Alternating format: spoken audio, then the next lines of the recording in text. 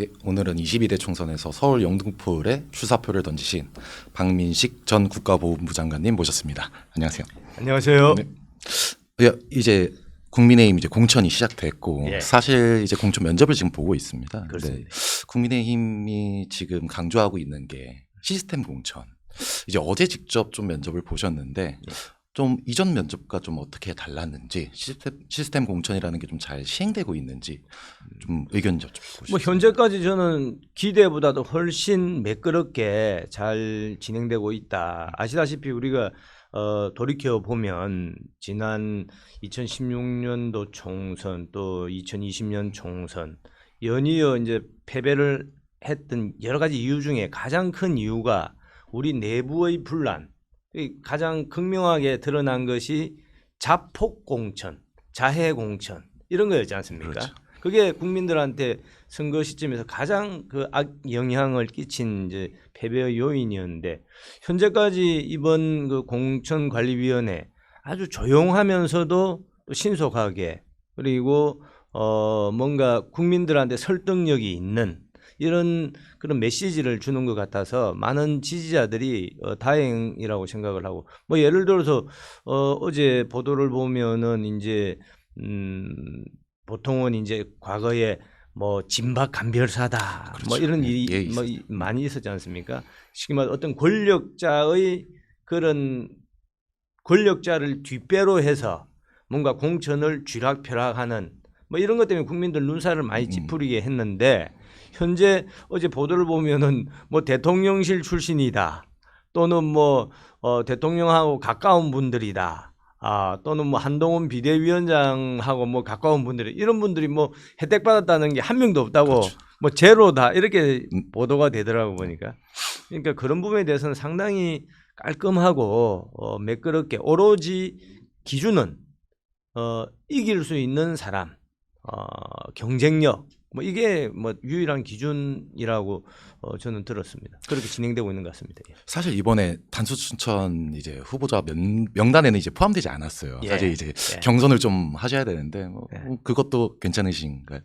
그렇죠. 그건 뭐 지금 공천관리위원회에서 그런 공천에 관한 절차나 결정을 하고 있고 어제 이제 단수 추천을 한 분도 있고 안 한 분도 있지 않습니까? 근데 공천관리위원장의 그 말씀을 보면은 브리핑한 걸 보면은 어제 단수 추천 안 된 분들은 그 중에서 무조건 경선하는 것이 아니라 뭐 경선할 수도 있고 또 우선 추천할 수도 그렇죠. 있고 네. 또 재공모할 수도 있고 했으니까 뭐 그런 부분은 저는 플레이어지 않습니까? 선수죠. 그러니까 그런 룰에 관한 것은 뭐 그 걱정하지 않고 오로지 어떻게 하면은 영등포 을구에 계시는 주민들의 마음을 얻을 수 있을까? 겸손하게 또 열심히 치열하게 준비하는 게 플레이어의 그런 과제다. 그렇게 생각합니다. 사실 지금까지 두 번 이제 국회의원을 지내셨는데 그렇습니다. 그 두 번은 사실 부산의 이제 북강석 앞 예. 지역구에서 좀 예. 지내셨습니다. 근데 예. 이번 총선에서는 이제 수도권 서울 영등포 을에 좀 출마하게 되셨는데 좀 계기가 좀 궁금한데 좀 어떻게 출마하게 되셨는지. 뭐 언론 보도에 뭐 수없이 나서 제가 뭐 굳이 고주할 미주할 말씀드릴 필요는 없을 것 같고 다만 이제 영등포 을로 오게 된 직접적인 경위는 뭐 솔직히 말씀드리면 당에서 강력한 요청이 있었던 것이 사실입니다. 네네. 제가 원래 아시다시피 분당에서 20년을 넘게 살았기 때문에 뭐 당 주변에서는 제가 이제 분당에서 준비를 하고 또 출마할 것이다. 이렇게 공감대가 좀 어느 정도 있었다가 한 두세 달 전부터 이제 또 당에서 그런 뭐 논의가 있었고 그래서 저도 막 이번에 좀 흔쾌하게 영등포을로 오게 되었고 와서 제가 한 달 좀 지났습니다. 그렇죠. 새벽부터 밤늦게까지 열심히 돌아다니고 있는데 잘 왔다. 또 해볼만 하다. 뭐 그래도 영등포라는 데가 여의도 국회의사당이 위치해 있는 곳이기 때문에 솔직히 종로가 정치 1번지가 아니고 이 영등포 을구 국회의사당이 있는 이곳이 정치 1번지 아니겠습니까? 네, 그렇죠. 그러니까 뭐 정치인으로서는 그런 어떤 상징적인 지역에서 또 더군다나 아시다시피 이곳은 지금 12년째 삼전 삼패를 우리가 한 곳 아니겠습니까? 그럼요. 아니 정치인이 정치 1번지에서 삼전 삼패를 한 그 지역을 탈환한다는 거 뭐 큰 의미가 상당히 있죠. 저는 그 상징적으로 큰 의미가 있다. 뭐 박민식한테 그런 임무를 당에서 맡겨주신다면 제가 확실하게 수행할 각오입니다. 조금 아쉽진 않으세요? 그래도 뭐 뭐 사실 지금은 이제 뭐 이제는 100% 예, 올인해서 네네. 오로지 총선 필승만 생각하고 있습니다. 방금도 말씀 주셨지만 사실 영등포 을은 국민의힘이 3번 연속 패한 지역이고 현재 지역구 의원님도 이제 더불어민주당 소속의 이제 김민석 의원님이신데 좀 승리 전략이 있다면 좀 어떤 게 좀 있을까요? 우선 저는 이제 물론 최종적으로는 확정이 되지 않았지만 현역 김민석 의원과 박민식이 이제 맞붙게 된다면 이것은 전국 253개 지역구 중에 지금 하나 n분의 1이 아니라 정말 상징적인 격전장이다. 어떻게 보면은 이곳에서의 한판 승부가 어디로 귀결되느냐, 어디로 결론 났느냐가 대한민국이 가는 방향을 국민들이 어떻게 좀 이렇게 증명해주는 그런 장소가 될 것이다. 뭐냐면은 아시다시피 김민석 의원은 우리 586 운동권 세력의 상징적인 인물이지 않습니까? 그래서 그리고 저는 또 초대 보훈부 장관을 한 사람입니다. 그러면은 대한민국이 어떻게 여기까지 왔고 또 앞으로 어떤 길을 가야 되느냐 뭐 이런 부분에 대해서 김민석 의원과 박민식이 생각하는 또는 앞으로 추진하는 그런 게 많이 저는 질적으로 다르다라고 생각을 합니다. 그래서 이 부분은 비단 김민석과 박민식 두 사람 한 사람 누가 이기냐의 문제가 아니라 그걸 넘어서 우리 대한민국이 가는 방향에 대한 큰 한판 승부가 될 것이다. 저는 자신 있습니다. 방금도 말씀을 주시긴 했는데 한동훈 이제 국민의힘 비상대책위원장께서 이제 취임 이후 이제 총선 승리를 얘기를 하시면서 사실 이제 뭐 시대 정신이라고 해야 될까요? 좀 운동권 청산에 대해서 좀 기조를 들고 좀 나오셨어요. 좀 이 운동권 청산에 대해서 좀 장관님의 의견은 좀 어떠신지 좀 여쭤보고 싶습니다. 아니 어떤 분들은 뭐 지금 먹고 사는 것도 바쁜데 뭐 이게 또 하나 이념 전쟁 아니냐 이렇게 말씀하시는 분도 계시지만 저는 이런 부분이 뭐 민생 문제와 직결되는 것이다. 예. 뭐냐면은 한동훈 비대위원장도 뭐 비슷한 이야기를 했던 걸로 제가 하셨죠. 기억을 합니다. 운동권 청산이라고 하는 것은 그분들이 이른바 80년대 민주화 운동을 한 그 부분을 폄훼하는 것이 아니죠. 아닙니다. 네, 맞습니다. 그때 뭐 사실은 대한민국 민주화는 물론 그분들도 고생했지만 많은 국민들이 셀러리맨들을 비롯해서 많은 국민들이 동참해서 이루어진 것 아니겠습니까? 그럼요. 그런데 그분들의 그 이후의 행태를 보면은 마치 그 민주화 운동의 과실을 독점하는 것 같거든요. 내가 대학 다닐 때 고생을 하고 데모를 하고 이렇게 해서 민주주의를 만들었다. 그러니까 나는 특별한 사람이다.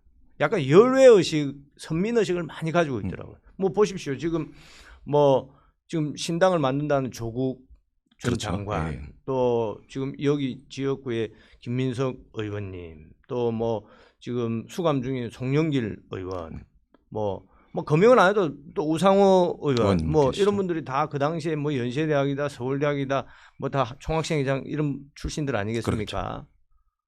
그런데 이분들이 지금 어떻게 보면 공통점이 또 있어요. 뭐 우상호 의원은 아니지만 조국 전 장관도 지금 징역 2년 실형을 받은 분이고, 물론 김민석 의원은 뭐 지금은 아니고 옛날에 또 그런 사건이 있었던 걸로 저는 기억을 합니다. 또 송영길 의원은 지금 수감 중에 있고, 그런데도 조국 장관이나 송영길 또 뭐 이런 분들은 말씀하시는 거 보면 최근에 전혀 자기들의 그런 범법 행위나 이런 데 대해서는 조금도 반성하고 뭐 이런 거는 국민들한테 없지 않습니까? 그렇죠. 오로지 윤석열 정권 때문에 내가 탄압받았다. 그래서 이 정부를 다뤄야 되겠다. 조국 장관은 뭐 최근에 윤석열 정권 조기 종식시켜야 된다. 아니 헌법 교수 아닙니까? 그렇죠. 아니 국민이 선택한 대통령. 대통령이고 그 정부를 그건 임기가 정해져 있습니다. 그렇죠. 이건 우리 헌법에 있는 건데 이거를 조기 종식한다니까 제가 너무 깜짝 놀랐습니다. 아 이거 조금 더 나가면 내란 선동되는 거 아니냐 이런 걱정도 저는 사실 드는데 그런 위험한 발언을 마구 쏟아내더라고 보니까. 그래서 그런 분들의 그런 마인드, 그러니까 운동권 그분들의 그 마인드가 어찌됐는지 지금 국회를 거의 뭐 다수당 장악하다시피 한 그분들이 의사결정의 어떤 핵심적인 인물들이지 않습니까? 그렇죠. 그분들의 마인드가 그런 식이에요. 그러면은 대한민국의 미래가 가는 방향에 대해서 발목을 잡는 거거든요. 그래서 이거는 단순히 뭐 운동권 청산 이것이 그거로 끝나는 것이 아니라 그분들이 주도가 된 그런 대한민국 가는 방향에 대한 의사결정 그거 뻔하지 않습니까? 그렇죠.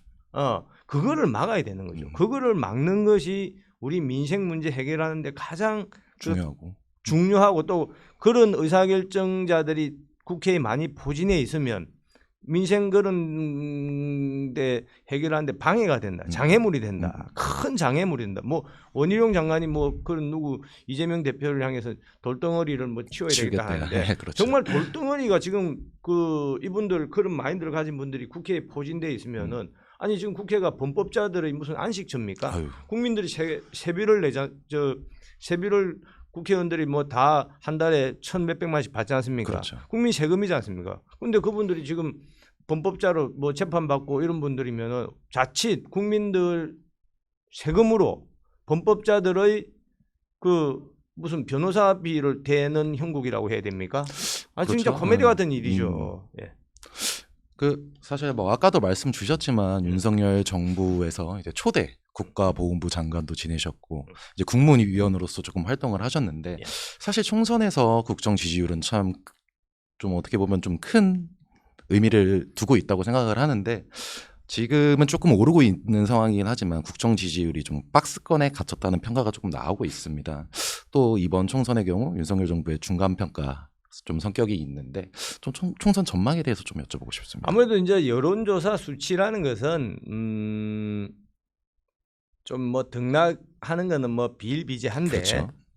말씀하신 것처럼 대통령 지지율이 그 한 40% 밑에서 계속 이제 정체되어 있으니까 아무래도 저희들 입장에서 좀 답답한 면이 있는 건 사실입니다. 네. 대통령 지지율이 막 45%, 50% 이렇게 되면은 분위기도 뭐 좋아지고 분위기 너무 더 좋겠죠. 그렇지만 지금 우선은 지금 그 트렌드가 상당히 좀 서서히지만 좀 상승하는 것처럼 느껴집니다. 뭐 수치를 보면은.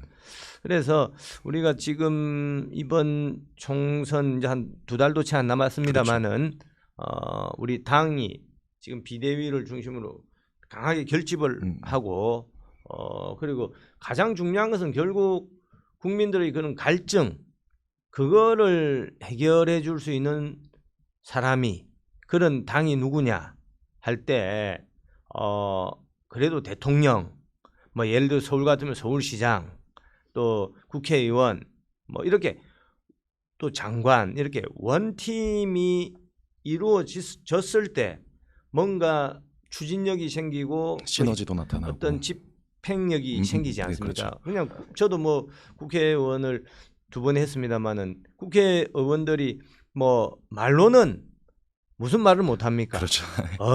뭐 많이 하죠. 많이 하지만은 그것을 집행할 수 있느냐, 실천할 수 있느냐는 건 다르죠.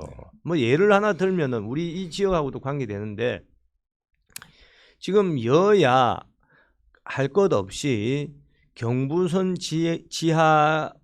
네. 근데 경부선 철도가 이제 몇십 년 있었지 않습니까? 그렇죠. 근데 그 도심의 그 중간을 가로지르기 때문에 이것이 어떤 주거 환경이다 또 도시 발전에 큰 장애물이 되어서 뭐 서울, 인천, 부산, 대구 할 것 없습니다. 네. 전부 이걸 하겠다고 이제 오래 전부터 공약을 했고 저도 벌써 10년 넘었지 않습니까? 네. 과거에 국회의원 할 때 저희 지역에도 그 철도가 지나가기 때문에 철도 지하화한다는 그런 말을 많이 했는데 이번에 이제 그 법이 통과되었습니다. 네. 그런데 그 지하화 법이 통과됐다고 그것이 하루아침에 이루어지는 이루어지는 게 건 아니죠. 결코 아닙니다. 네네. 그 법은 그냥 어떻게 보면은 물론 중요하죠. 네. 근거법이 되기 때문에 중요한데 그래서 이제 그런 뭐 좀 확실히 추진하겠다는 의지를 보여준 것이고 현장에서 정말로 어디에 첫삽을 뜨느냐 그러려면은 결국에 예산이 뒷받침이 되어야 됩니다. 그럼 국가 예산이라는 것은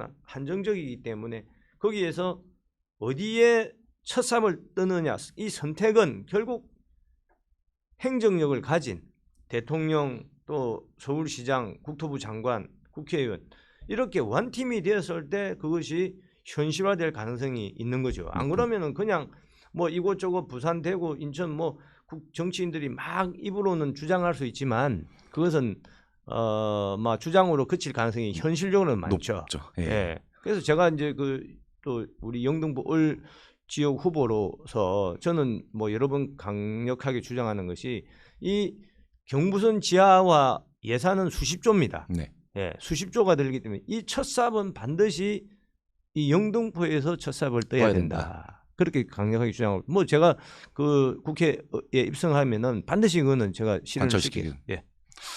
그 요번에 또 이재명 대표가 이제 선거제와 관련해서 또 이제 연동형 비례대표제를 하겠다고 좀 밝혔습니다. 사실 그러면 또 21대 국회와 마찬가지로 또 위성정당 좀 이런 게 지금 뭐 국민의힘도 준비를 하고 있죠.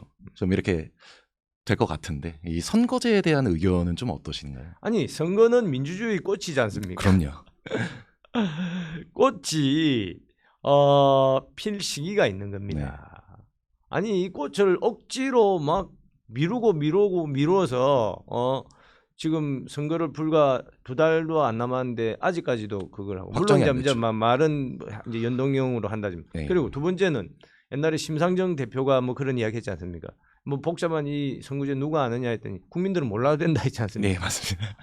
그때 그 논란이 됐었죠. 정말 진짜 근데 그때 그렇게 한번 해서 코미디 같은 그런 이제 과정을 거쳤으면 국민들한테 지탄을 많이 받았고 또 이재명 대표 본인도 지난 대선에서 공약으로 하셨죠. 공약을 했죠. 이건 이제 안 하겠다. 네. 병리평으로 돌아가겠다.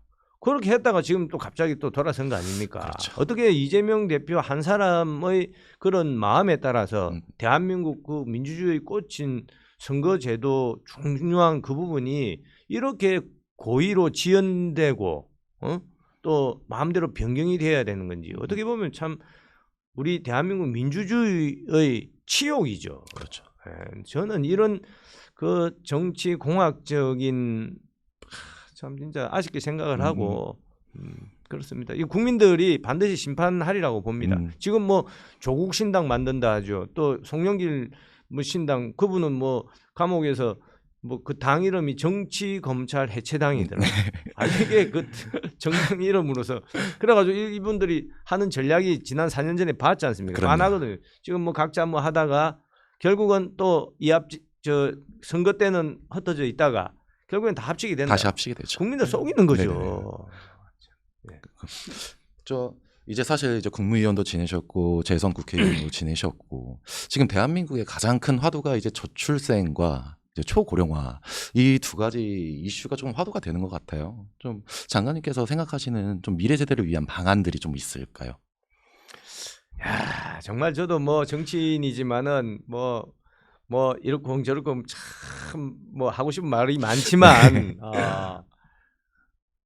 이거를 뭐 좀 제대로 해결할 수 있으면 우리 국민들이 뭐 얼마나 참 그렇게 뭐 수십조 수백조를 몇십 년 동안 그 했음에도 불구하고 지금 합계 출산율이 계속 저하가 되고 답답한 형국인데 제가 이제 뭐 그런 담론을 떠나서 지역구나 또 이렇게 현장에서 좀 느끼는 거는 첫째는 그 어떤 컨셉 자체를 좀 획기적으로 좀 바꿀 필요가 있다.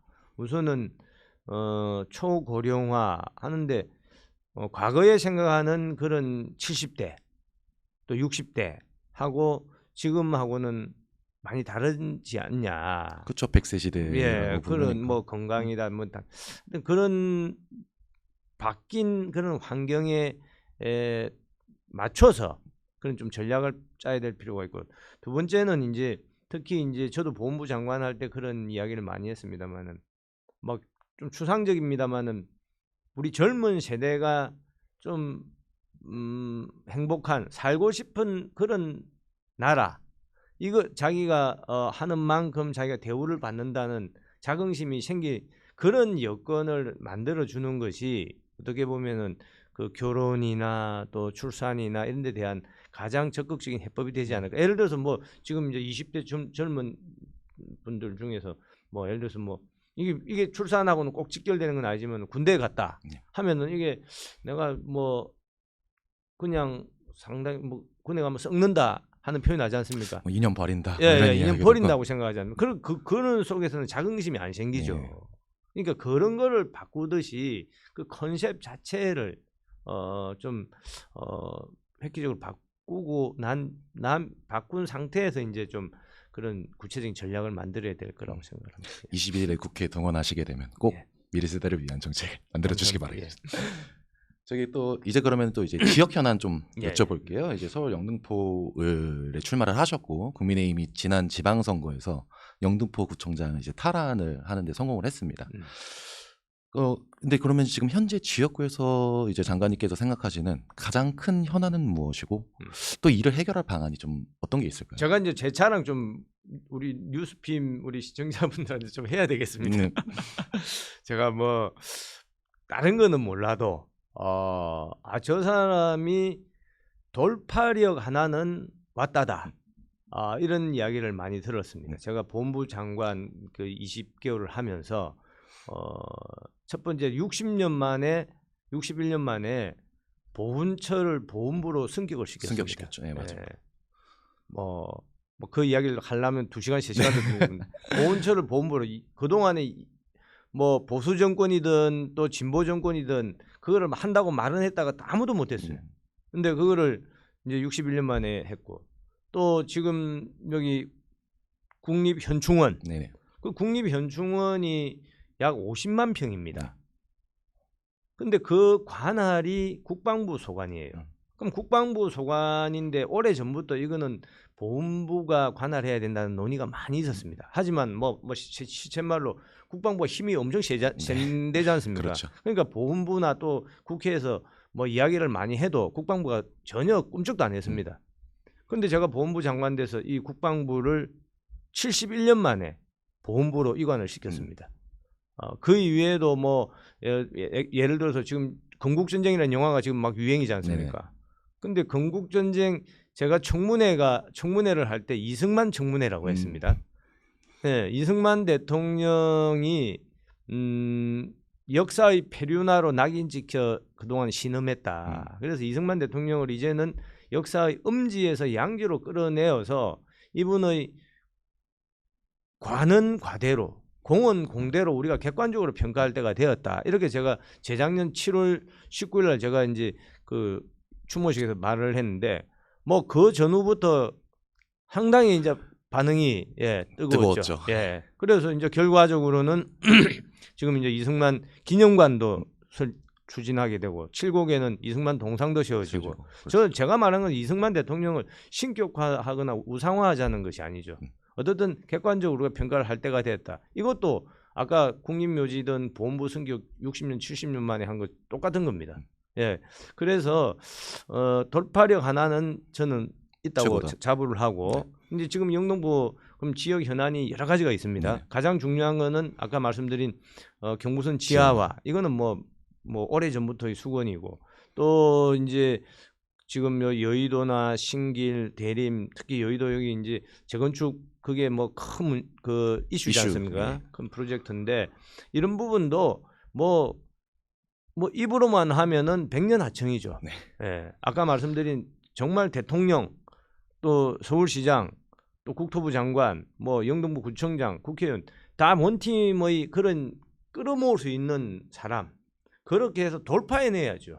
그렇게 해야 신속하게 되는 것이고, 뭐 하나만 예를 더 들면은 거기 지금 신길동에 서울지방병무청이라는 병무청이 있습니다. 그 병무청 부지가 상당히 이제 넓습니다. 네. 한 13,000평 되는데 오래 전부터 그 부분을 좀 이렇게 뭐 공원도 만들고 병무청 건물도 새로 짓자 뭐 이전하자 논의가 많이 네. 있어서 여야 할 것 없이 모든 의원들이 나와서 대부분의 그 후보들이 나와서 그 뭐 공약을 많이 공약을 했더라고요. 제시하시고 예, 그렇죠. 뭐 10년, 20년 전부터. 근데 아무도 못 해냈어요. 네네.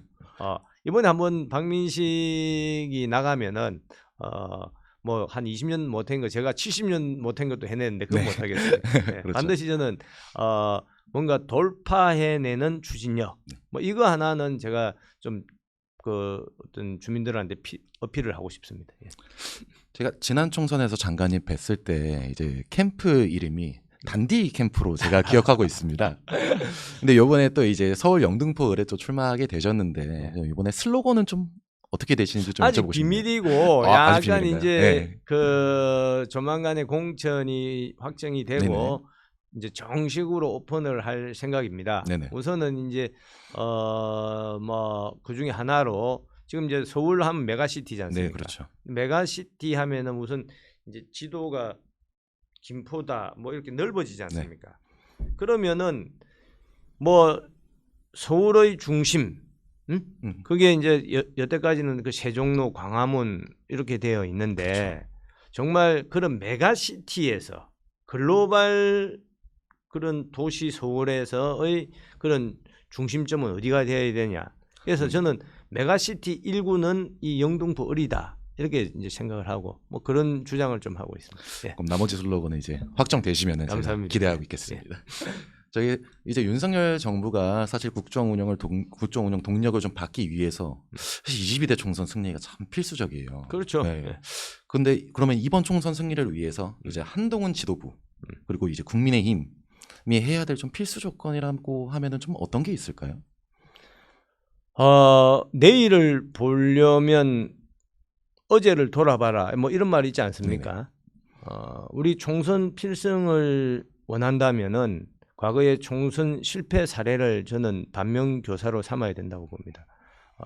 지난 21대 이 양 총선에서 우리가 실패한 여러 가지 이유 중에 가장 중요한 것 중에 하나가 공천 실패, 자중 질환, 내부 분란 뭐 이런 거여서 우선은 이 지금 이 공천 시즌이 상당히 우리 당을 오히려 결집시키는 그런 계기가 되어야 된다. 아주 잡음 없이 아주 똘똘 뭉치는 뭐 그렇게 단결을 하는 것이 또 그걸 국민들한테 보여주는 것이 가장 중요한 그 요건이다 생각을 하고 뭐 그 부분에 대해서는 저는 상당히 호평을 하고 싶습니다. 뭐냐면 좀 상대적으로 지금 민주당 하면은 언론 보면은 뭐 친명 비명 해서 뭐 이재명 대표가 뭐 누구한테 전화를 해서 뭐 빠져라 뭐 불출마해 그분이 또 반발을 하고 뭐 그런 게 뭐 많이 나오지 않습니까? 그렇죠. 약간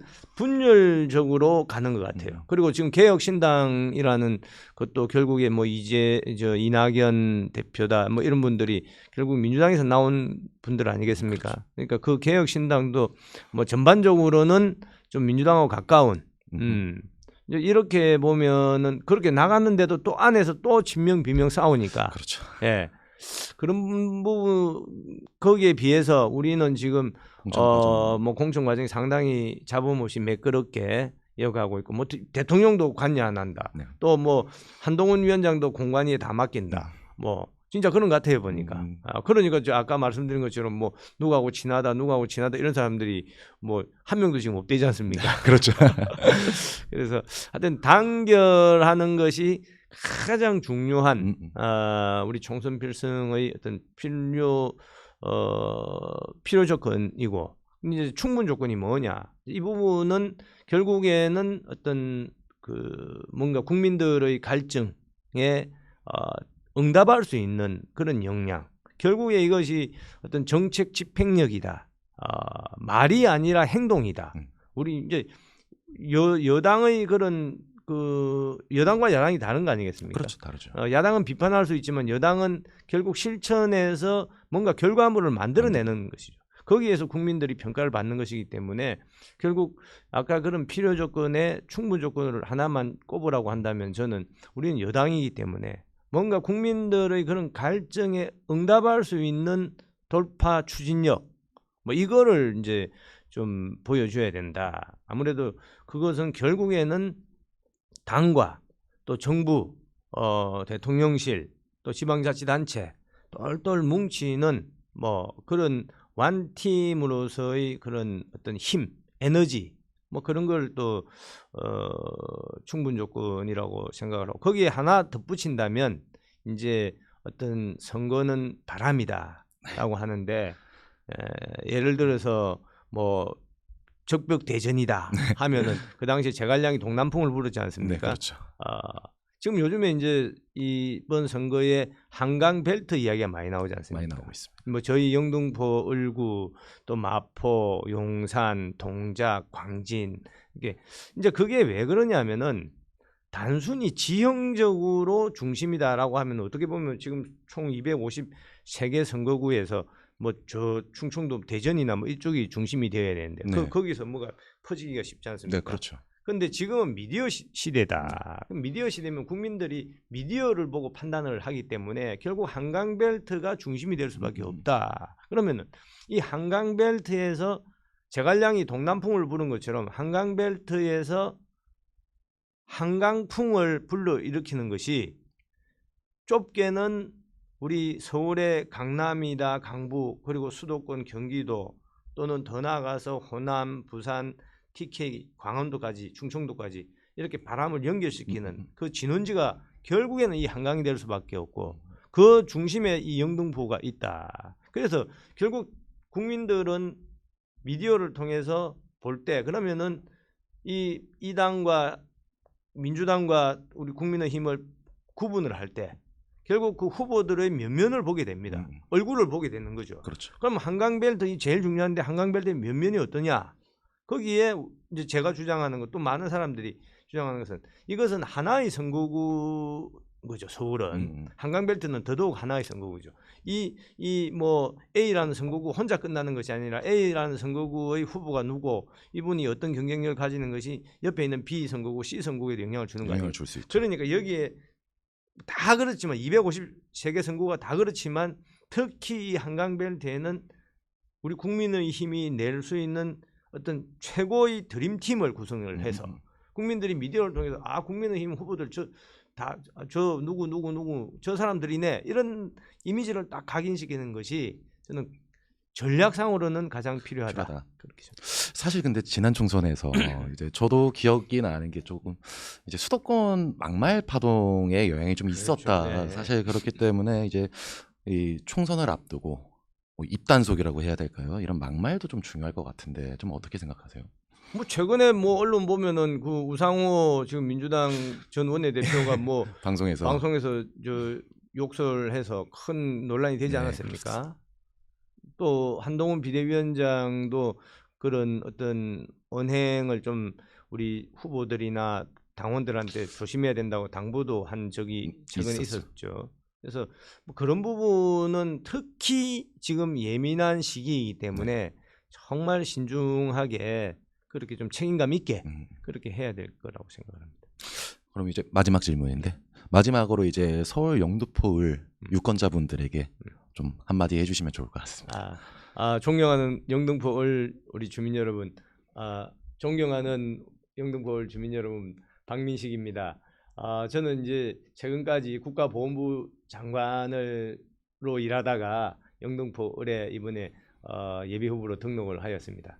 아까 방송에서도 말씀드린 바와 같이 박민식 하면은 뭐 다른 것은 몰라도 돌파력, 추진력 하나는 왔다라는 그런 평가를 많이 받았습니다. 영등포을에는 여의도 신길 대림에 여러 가지 산재에 있는 그런 현안, 특히 재개발, 재건축, 또 경부선 지하화, 병무청 이전 문제, 도로사업소 이전 문제 이런 대형 프로젝트들이 있는데 말로만 그치는 것이 아니라 정말 행동으로 해결해낼 수 있는 사람을 원하신다면 저는 박민식이 적임자다라고 생각을 합니다. 확실히 해내겠습니다. 여러분들 새해 복 많이 받으십시오. 감사합니다. 감사합니다, 장관님. 감사합니다. 예.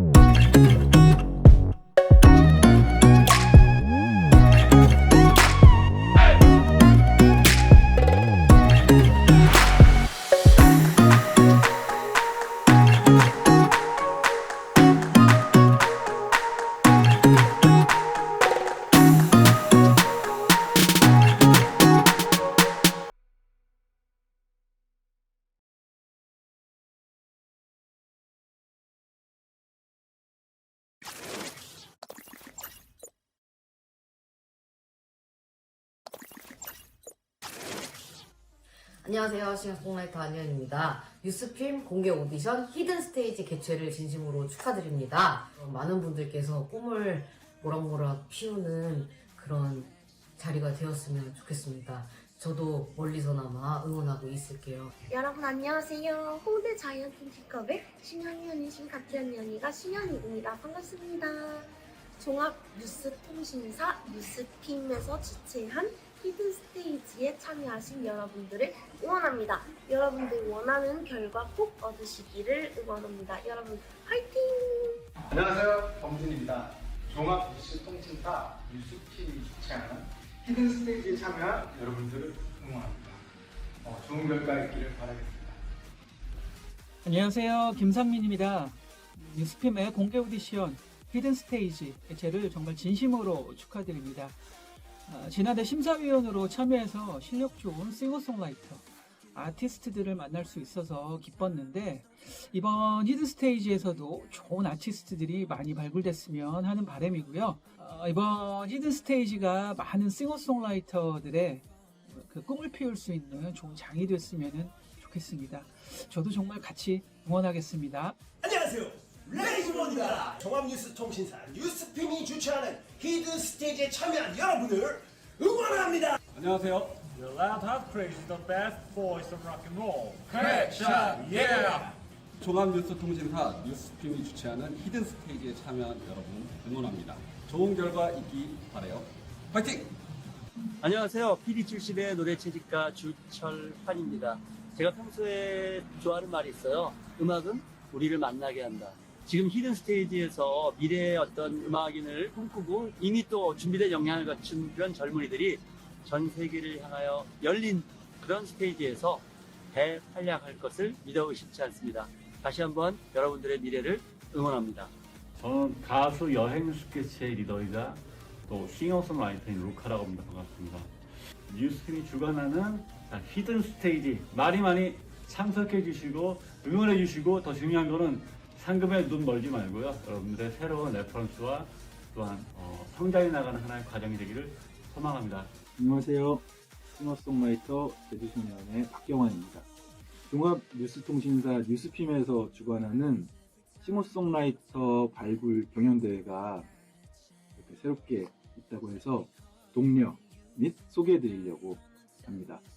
히든 스테이지라는 경연인데요. 또 음원 발매 등 여러 가지 혜택이 있다고 합니다. 많은 뮤지션 분들이 참여하셔서 꿈을 펼치시는 기회가 됐으면 좋겠습니다. 안녕하세요. 저는 타카피에서 노래하는 김재국이라고 합니다. 히든 스테이지. 여러분들 꽁꽁 숨어있지 마시고요. 나오셔가지고 기량을 마음껏 발휘하길 바랍니다. 반갑습니다. 노래하는 강화달리입니다. 이번 뉴스핌에서 제작하는 히든 스테이지에 참여한 여러분 응원합니다. 여기 보니까 이번에 상금은 말할 것도 없고 음반 제작에 관련된 여러 가지 제반 사항들이나 라이브 클립 제작 같은 지원이 상당히 좋더라고요. 부디 끝까지 최선을 다하셔서 좋은 결과 내시기를 바라겠습니다. 안녕하세요. 싱어송라이터 유지우입니다. 종합뉴스 통신사 뉴스핌이 주최하는 히든 스테이지에 참여한 여러분들을 응원합니다. 좋은 결과 있으시길 바랄게요. 화이팅! 안녕하세요. 싱어송라이터 노드시카입니다. 종합뉴스통신사 뉴스핌이 주최하는 히든스테이지에 참여하는 여러분들을 진심으로 응원합니다. 모두 재능을 10분 발휘하셔서 좋은 결과 있기를 바랍니다. 화이팅!